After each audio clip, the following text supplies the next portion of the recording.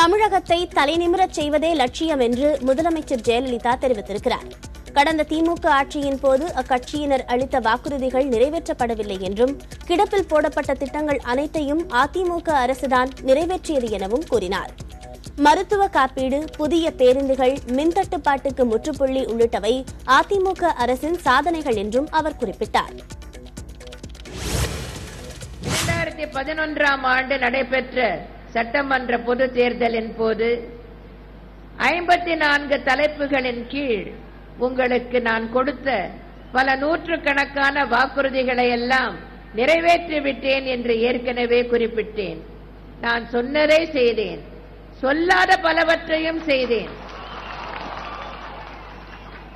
அம்மா உணவகங்கள், அம்மா குடிநீர், அம்மா உப்பு, அம்மா மருந்தகங்கள் போன்ற திட்டங்கள் எல்லாம் வரும் என்று நீங்கள் எதிர்பார்த்தீர்களா?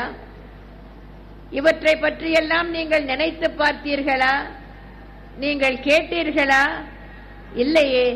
பின் இந்த திட்டங்கள் எல்லாம் எப்படி வந்தன?